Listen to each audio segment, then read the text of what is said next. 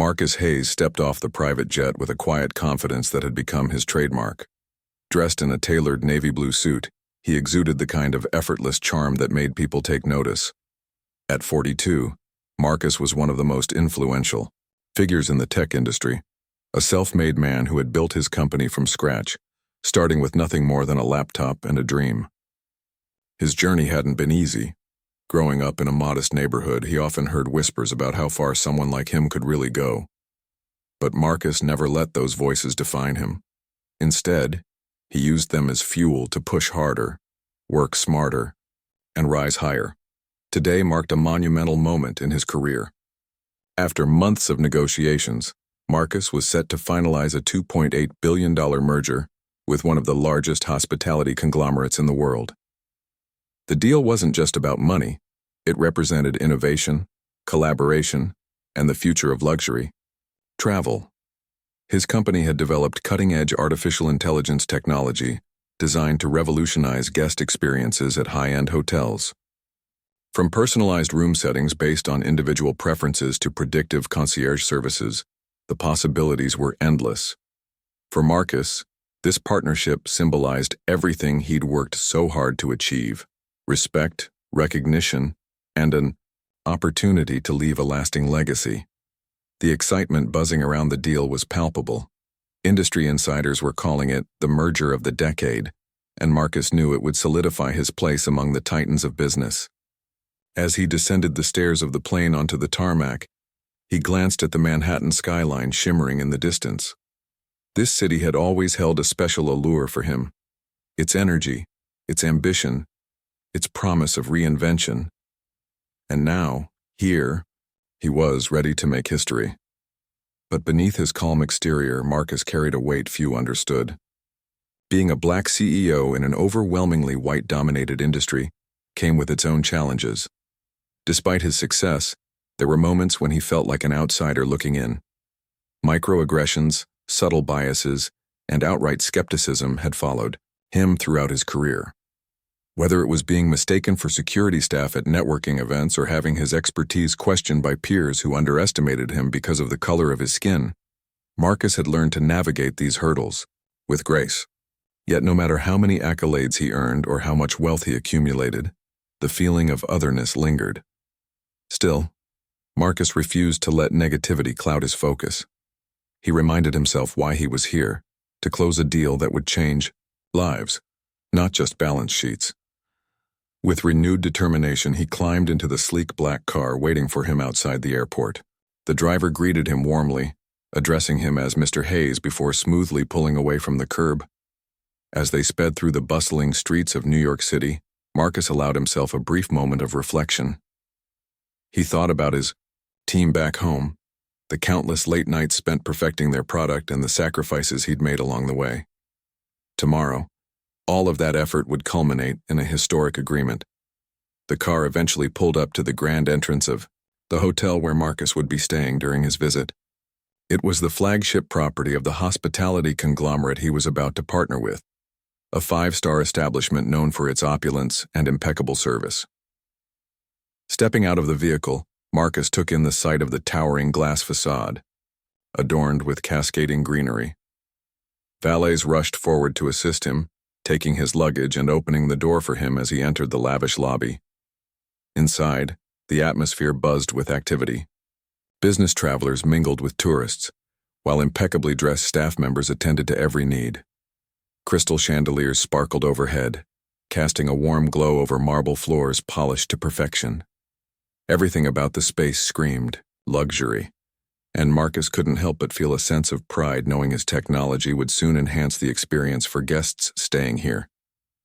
With his carry-on bag slung over his shoulder, Marcus approached the front desk. A young woman with a polite smile greeted him, her name tag reading Emily. She asked for his reservation details, which he provided promptly. When she requested payment information, Marcus reached into his wallet and handed over his black Amex Centurion card, the elusive black card, synonymous with wealth and exclusivity. Few people possessed one, and even fewer wielded it casually. For Marcus, it was simply another tool in his arsenal, a testament to his financial achievements as-wide. Emily examined the card. Her demeanor shifted ever so slightly. Her smile faltered, replaced by a look of skepticism. "Is this real?" she asked hesitantly, her voice tinged with disbelief. Marcus blinked, caught off guard by the question. Before he could respond, another employee standing nearby leaned in and muttered under her breath, though loud enough for Marcus to hear, "I didn't think people like him actually had these." The word struck Marcus like a punch to the gut. People like him? What exactly did that mean? Was she referring to his race? His background? The implication was clear, and it stung deeply. Marcus clenched his jaw, forcing himself to remain composed. He'd faced similar comments before, but hearing them in such a public setting, and from employees of the very company he was about to partner with, felt particularly jarring. Emily continued processing his card, albeit at a glacial pace. She repeatedly tapped the terminal, frowning each time it failed to approve the transaction. Meanwhile, other guests began gathering behind Marcus, growing impatient as the line stretched longer. Whispers rippled through the crowd, some amused, others curious. A middle-aged man chuckled softly, shaking his head as if witnessing some sort of spectacle. Marcus felt his cheeks flush with embarrassment, though he tried to mask it with indifference. Minutes ticked by agonizingly slowly. Each passing second seemed to underscore the absurdity of the situation. Here he was, a billionaire CEO, a man whose name commanded respect in boardrooms across the globe, being treated as though he were trying to pull a fast one. The irony wasn't lost on him. If anything, Marcus had expected better. He had assumed that checking into this hotel would be a seamless process, a precursor to the successful meeting scheduled for the next day. Instead, he found himself subjected to unnecessary scrutiny, his credibility called into question over something as trivial as a credit card. When the transaction finally went through after what felt like an eternity, Emily handed the card back with an apologetic smile. "Sorry for the delay, Mr. Hayes," she said, her tone clipped. Marcus nodded curtly, accepting the key card without comment. As he turned to leave, he couldn't shake the lingering bitterness of the encounter. The incident might have been minor in the grand scheme of things, but it served as a stark reminder of the biases he still faced, even at the pinnacle of his success. Little did he know, this humiliating episode was only the beginning of a much larger story, one that would test his resolve and redefine his priorities in ways he couldn't yet imagine. As Marcus made his way to the elevator, the weight of what had just transpired at the front desk pressed heavily on him. Each step felt heavier than the last, as if the polished marble floor beneath his feet was conspiring to remind him of his place, or rather, the place some people thought he belonged. The smirk from Emily, the muttered comment from her co-worker, and the snickers from other guests replayed in his mind like a broken record. It wasn't just the words that stung, it was the implication behind them. To these people, Marcus wasn't a CEO, an innovator, or a man who had built an empire against all odds. He was simply someone like him, someone they assumed couldn't possibly afford the lifestyle this hotel represented. The elevator doors slid open with a soft chime, jolting Marcus back to the present. He stepped inside, grateful for the temporary solitude it offered. As the car ascended to his floor, he leaned against the wall, exhaling deeply. His fingers tightened around the handle of his carry-on bag, knuckles white with tension. For a moment he considered letting it go. After all, tomorrow's meeting was far more important than whatever nonsense had happened downstairs. This was business, and emotions had no place in business, at least that's what he told himself repeatedly throughout his career. But something about this incident felt different. It wasn't the first time Marcus had encountered prejudice, but it was rare for it to happen so brazenly, especially in such a professional setting. Over the years, he'd learned to navigate subtle biases, like being mistaken for an assistant at conferences or having his ideas dismissed until repeated by a white colleague. Those moments were frustrating, yes, but manageable. What happened at the front desk wasn't subtle. It was blatant disrespect, wrapped in a thin veneer of politeness. And it came not from random strangers but from employees of the very company he was about to sign a multi-billion-dollar deal with. When the elevator reached his floor, Marcus exited and followed the hallway to his suite. The room was everything one might expect from a five-star hotel, spacious, luxurious, and meticulously designed. Floor-to-ceiling windows offered breathtaking views of the city skyline, while plush furnishings invited relaxation. But Marcus barely noticed any of it. Dropping his bag onto the couch, he walked over to the minibar and poured himself a glass of water. He needed clarity, and the cool liquid helped steady his thoughts. For the next few minutes, Marcus paced the room, replaying the scene at the front desk again and again. Why had they questioned his card? Was it because of its rarity, or was it because of him? He knew the black card carried a certain mystique. Only a select few qualified for it, and even fewer used it casually. Yet, instead of marveling at its exclusivity, the staff chose to doubt its authenticity. Would they have reacted the same way if he were a white man in a suit? Probably not. That realization gnawed at him. What bothered Marcus most, however, wasn't the initial skepticism. It was how long they dragged out the process. 20 minutes. 20 excruciating minutes spent verifying a card that should have been approved instantly.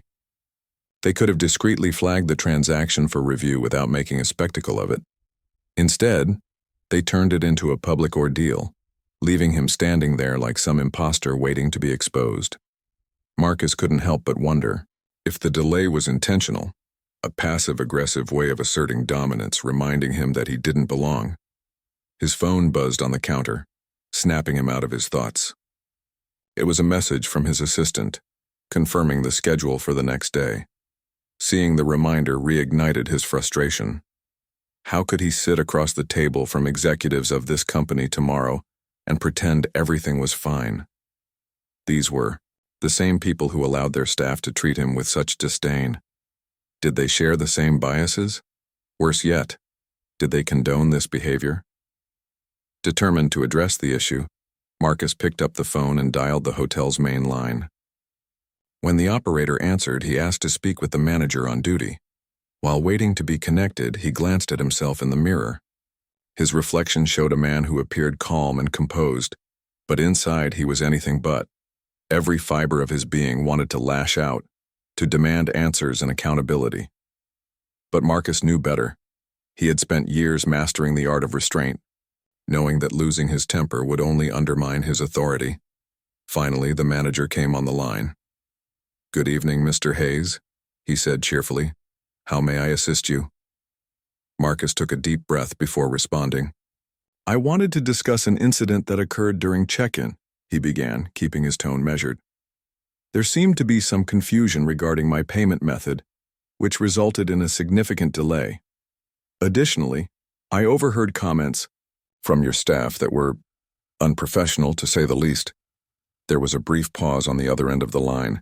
"I'm terribly sorry to hear that, Mr. Hayes," the manager replied, his voice laced with faux concern.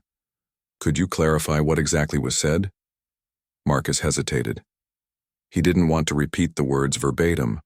Doing so would give them power they didn't deserve. Instead, he summarized the interaction, emphasizing the dismissive attitude and unnecessary scrutiny. "It left me feeling quite uncomfortable," he concluded. "And frankly, it's not the level of service I'd expect from a hotel of this caliber." The manager apologized profusely, assuring Marcus that such behavior was unacceptable. "We'll look into this matter immediately," he promised. "I assure you, we value all our guests equally." But Marcus wasn't convinced. Something about the manager's response felt hollow, as though he were reciting a script rather than addressing the issue genuinely. Sensing this, Marcus pressed further. "I appreciate your apology, but I need to know what steps you're taking to ensure this doesn't happen again. Because if this is indicative of your company's culture, then perhaps we need to reconsider our partnership." The line went silent for a beat.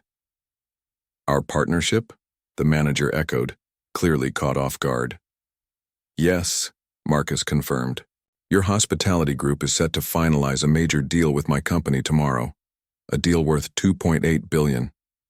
Now tell me, how do you think your actions today reflect on your organization as a whole?" The manager stammered, clearly flustered. "Mr. Hayes, please allow me to rectify this situation. There must be some misunderstanding." "Misunderstanding?" Marcus interrupted, his voice firm but controlled. "No, I don't think there's any misunderstanding here. Your staff treated me with disrespect, and now you're trying to downplay it. If this is how you handle issues, I can't in good conscience move forward with this merger." With that, Marcus ended the call. He stood there for a moment, heart pounding, adrenaline coursing through his veins. For the first time in years, he had allowed his emotions to dictate his actions. And yet, he felt strangely empowered. In that moment, Marcus realized something profound. Integrity mattered more than profit. Respect mattered more than success. And if this company couldn't see that, then they didn't deserve his business. As he set the phone down, Marcus knew what he had to do next. He called his legal team and instructed them to halt all proceedings related to the merger. Then, he drafted a statement explaining his decision, not just for his own peace of mind, but for the countless others who had faced similar indignities and remained silent. Tomorrow, the world would know exactly why Marcus Hayes walked away from a $2.8 billion deal. And when they did, perhaps it would spark a conversation long overdue. The decision to cancel the $2.8 billion merger didn't come lightly, but once Marcus Hayes made up his mind, there was no turning back. As he sat in his hotel suite that evening, drafting the statement that would soon send shockwaves through the business world, he felt a mix of emotions: anger, frustration, but also a strange sense of liberation. For years, Marcus had played by the rules, biting his tongue when faced with prejudice and swallowing his pride for the sake of professionalism. But this time, he refused to stay silent. This time, he chose to stand up, not just for himself, but for everyone who had ever been dismissed, doubted, or disrespected because of their race. By the next morning, news of the canceled deal had spread like wildfire. Executives at the hospitality conglomerate were scrambling to understand what went wrong. Initial reports suggested logistical issues or market conditions might have caused the fallout, but Marcus wasn't interested in keeping quiet. He knew that walking away from such a massive deal required an explanation, one that went beyond vague corporate jargon. So he called a press conference, determined to speak directly to the public. When Marcus stepped onto the stage, cameras flashing and reporters clamoring for his attention, he exuded the same calm confidence that had defined him throughout his career. Dressed in a sharp charcoal suit, he stood tall behind the podium, his posture unwavering. The room fell silent as he began to speak. "Good afternoon," Marcus started, his voice steady and clear. "Many of you are aware that my company has terminated negotiations on a $2.8 billion merger with one of the largest hospitality groups in the world. While I understand this decision may raise questions, I want to be transparent about why it was necessary." He paused, letting his words sink in before continuing. "Yesterday, upon arriving at one of their flagship properties, I experienced something deeply troubling. During check-in, I presented my black card, a symbol of financial credibility, and was met with skepticism, ridicule, and outright disrespect. My payment method was unnecessarily delayed, and comments were made by employees that questioned not only the validity of my card, but also my very presence in that space. These actions weren't isolated mistakes. They reflected a broader culture of bias and exclusion within the organization." The audience listened intently, hanging on every word. Marcus's tone remained measured, but there was an undeniable weight behind his delivery. "This incident wasn't just about me," he continued. "It highlighted systemic issues that continue to plague industries across the globe. When someone like me, a black man in a position of power, is treated as though I don't belong, it sends a message. It reinforces harmful stereotypes and perpetuates inequality. And frankly, I can't align myself with a company that allows such behavior to exist unchecked." As Marcus wrapped up his remarks, the room erupted into murmurs. Reporters scribbled furiously in their notebooks, while others whispered to colleagues, already speculating about the fallout. Social media platforms lit up almost instantly, with videos of Marcus's speech going viral within minutes. Hashtags like "respect Black executives" and "no to racism" in business began trending worldwide, sparking conversations about diversity, inclusion, and accountability in corporate spaces. For many, Marcus's courage struck a chord. Countless individuals took to social media to share their own stories of discrimination, recounting instances where they too had been judged based on their appearance rather than their accomplishments. Some praised Marcus for using his platform to shine a light on these issues, calling him a role model for future generations. Others criticized the hospitality conglomerate, accusing them of failing to address systemic biases within their ranks. Meanwhile, the hotel chain found itself under intense scrutiny. Videos of the initial incident surfaced online, showing snippets of Marcus's interaction with the staff. Though grainy and incomplete, they painted a damning picture.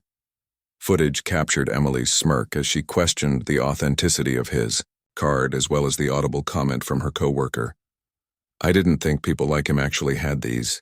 Public outrage grew louder, with calls for boycotts and demands for accountability echoing across digital platforms.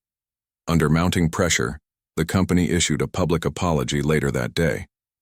In a carefully crafted statement, they acknowledged the incident and expressed regret for any discomfort caused to Marcus.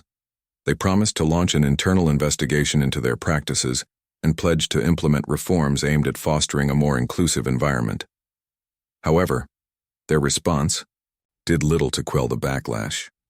Critics argued that the apology lacked sincerity, pointing out that it failed to address the root causes of the problem. To demonstrate their commitment to change, the company announced several immediate actions.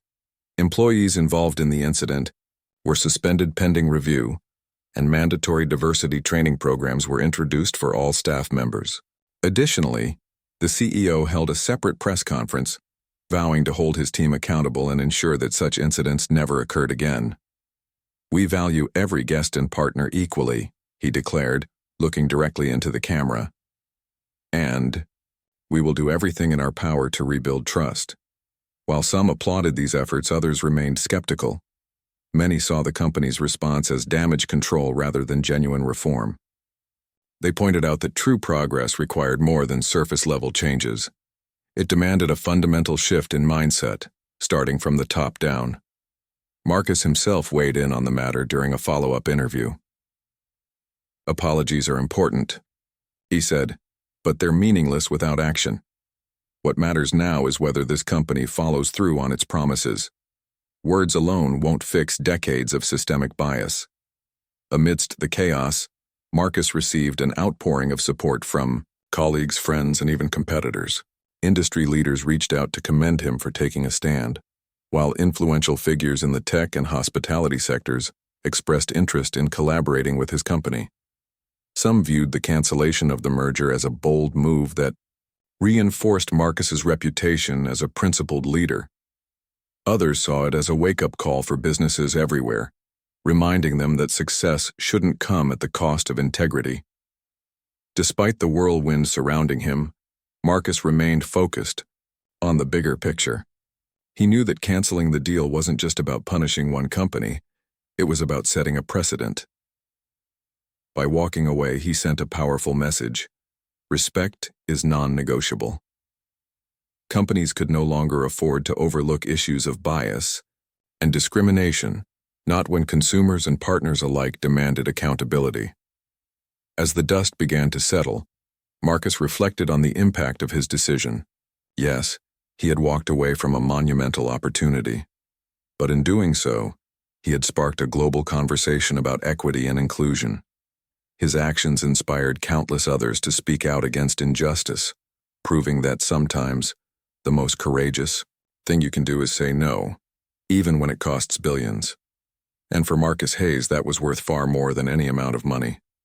In the days following Marcus Hayes' press conference, the ripple effects of his decision spread far beyond the confines of the hospitality industry. What began as a single act of defiance quickly transformed into a movement, igniting conversations about bias, representation, and accountability in corporate America. The story of how a Black CEO stood up to discrimination and walked away from billions captivated audiences worldwide, transcending industries and demographics. For many, it was a moment of reckoning, forcing people to confront uncomfortable truths about systemic racism and privilege. The media coverage was relentless. News outlets dissected every aspect of the incident, from the initial interaction at the hotel's front desk to Marcus's impassioned speech during the press conference.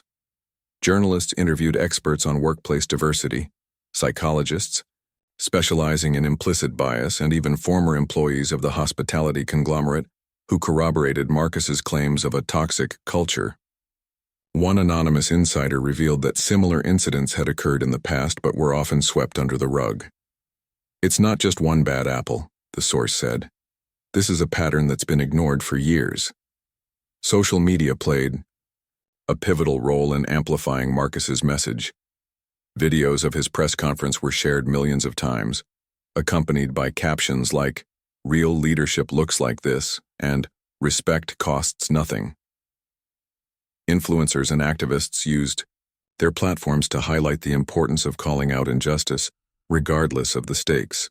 Memes praising Marcus's boldness flooded timelines, while threads discussing the broader implications of the incident sparked debates across forums and comment sections. For marginalized communities, Marcus's actions resonated deeply. Many saw themselves in his story, the frustration of being underestimated, the exhaustion of constantly proving your worth, and the courage it takes to push back against a system designed to keep you down.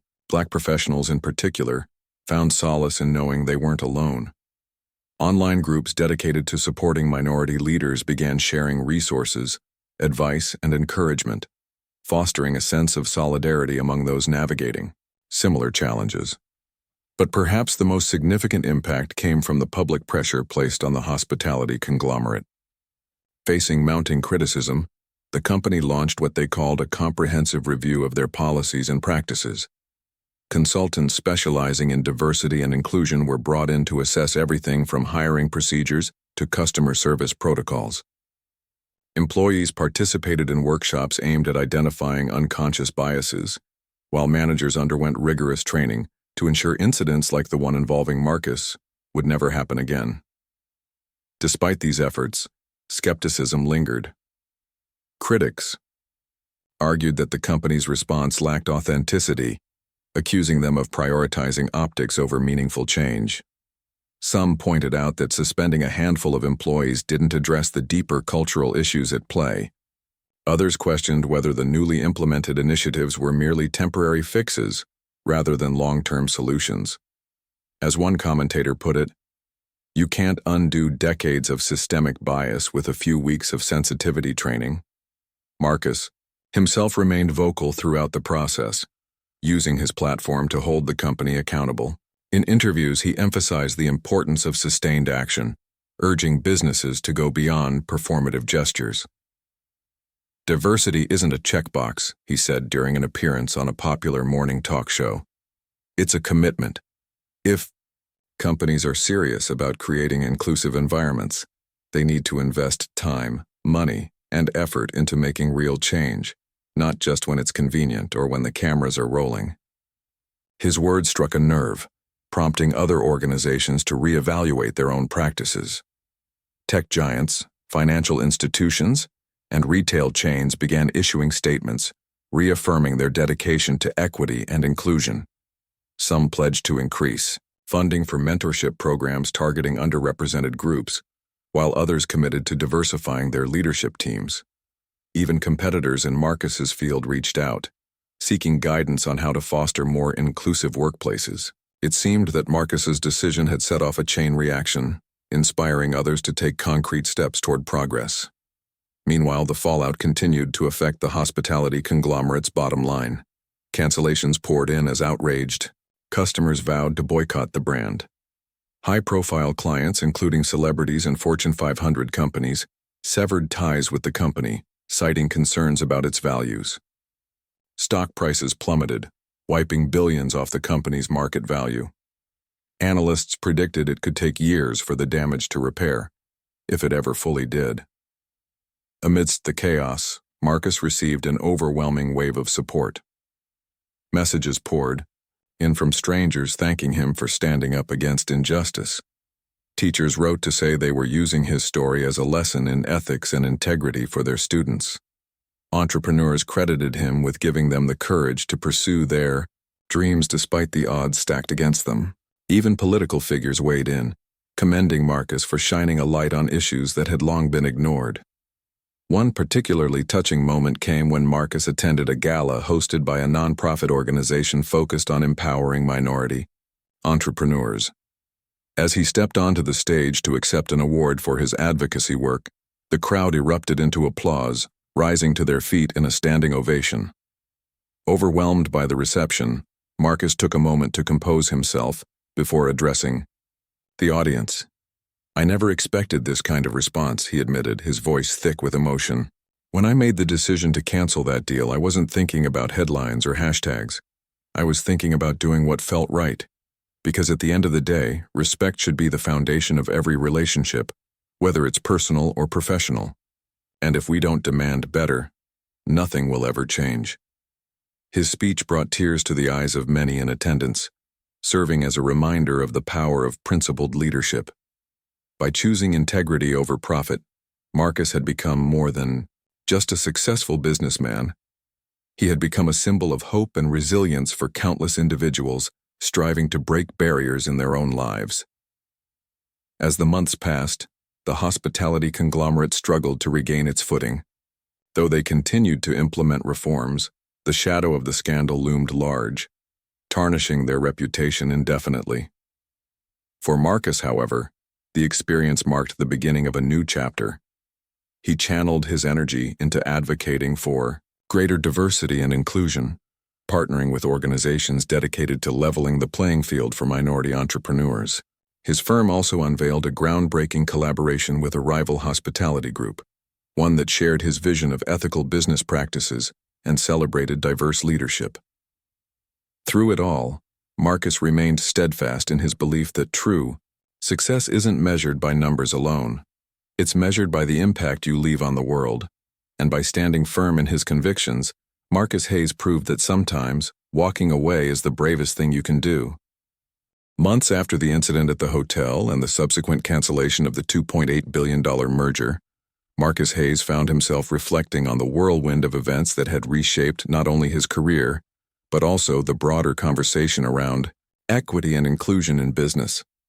What started as a deeply personal moment of humiliation had evolved into something far greater, a catalyst for change that extended far beyond the walls of one luxury hotel or the boardrooms of corporate America. For Marcus, it wasn't just about what he had lost. It was about what he had gained. A renewed sense of purpose, a platform to inspire others, and an opportunity to redefine success on his own terms. The fallout from the canceled deal continued to reverberate throughout the hospitality industry. The conglomerate Marcus had walked away from struggled to recover its tarnished reputation. Despite their public apologies and promises of reform, many consumers remained skeptical, unwilling to forgive what they saw as systemic neglect. Competitors seized the moment, positioning themselves as more inclusive alternatives. Some even launched marketing campaigns highlighting their commitment to diversity, featuring testimonials from minority employees and customers alike. It became clear that the era of ignoring social responsibility was over. Businesses could no longer afford to turn a blind eye to issues of bias and inequality. For Marcus, however, the focus wasn't on punishing the company or reveling in their misfortune. Instead, he channeled his energy into creating tangible solutions. He partnered with organizations dedicated to mentoring underrepresented entrepreneurs, providing them with access to resources, networks, and funding opportunities. One such initiative was a fellowship program designed to help Black and minority founders navigate the challenges of scaling their businesses.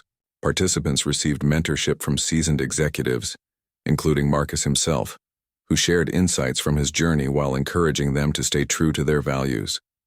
"I want people to know that they don't have to compromise who they are to succeed," Marcus said during a panel discussion hosted by one of these organizations. "Yes, there will be obstacles. Yes, you'll face moments where you feel like giving up. But if you hold on to your integrity and surround yourself with people who believe in you, you can achieve incredible things." His words resonated deeply with attendees, many of whom were navigating similar struggles.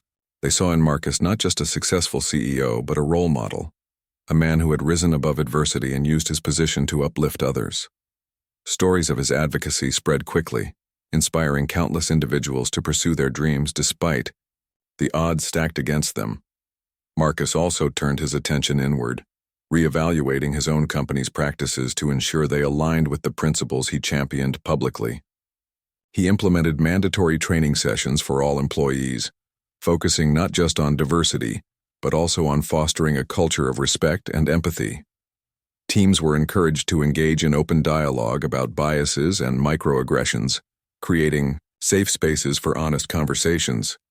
Additionally, Marcus established a diversity task force responsible for reviewing hiring processes, supplier relationships, and community outreach efforts to ensure inclusivity remained a priority at every level. Outside of work, Marcus became a prominent voice in discussions about systemic racism and economic empowerment. He wrote op-eds for major publications, delivered keynote speeches at conferences, and appeared on television shows to share his perspective. His message was simple yet powerful. Equality isn't just a moral imperative, it's good business. Companies that embrace diversity benefit from a wider range of ideas, stronger customer loyalty, and ultimately greater profitability. By framing inclusion as both a humanitarian and financial win, Marcus appealed to audiences across industries, challenging leaders to rethink their approach to diversity. One of the most significant milestones came when Marcus announced a new partnership with a rival hospitality group, one that shared his vision of ethical business practices and celebrated diverse leadership. Unlike the previous deal, this collaboration wasn't solely focused on profit margins.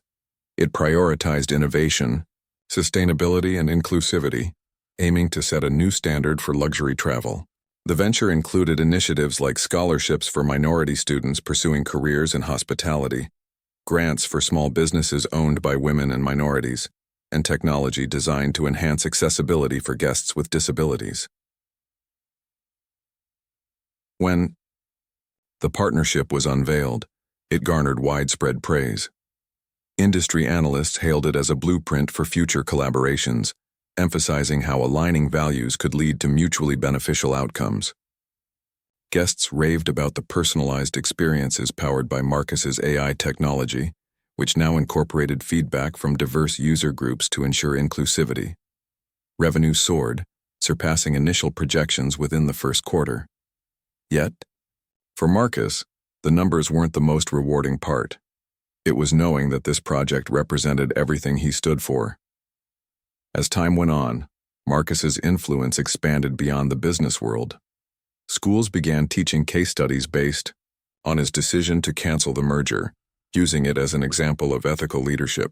Entrepreneurs cited him as a source of inspiration, crediting his courage with giving them the confidence to push back against unfair treatment. Even Hollywood took notice, with producers optioning the rights to adapt his story into a feature film.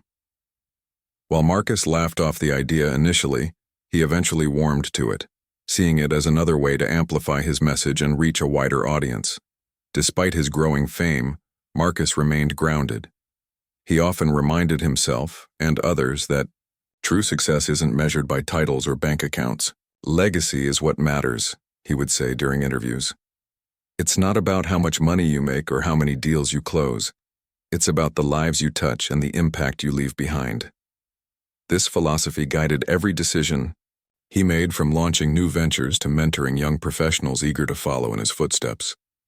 Years later, when asked to reflect on the incident that changed everything, Marcus smiled thoughtfully. "That day at the hotel was one of the hardest moments of my life," he admitted. "But looking back, I realize it was also one of the best things that ever happened to me. It forced me to confront uncomfortable truths, not just about the world but about myself. And it gave me the chance to do something meaningful, to use my voice to make a difference." Today, Marcus Hayes is remembered not just as a billionaire CEO or a tech innovator, but as a trailblazer who refused to compromise on principle. His story serves as a reminder that dignity and respect are non-negotiable, and sometimes, walking away from a bad deal is the most powerful move you can make. By choosing integrity over profit, Marcus cemented his legacy as a leader who inspired change and proved that true success lies not in what you accumulate, but in the lives you transform along the way.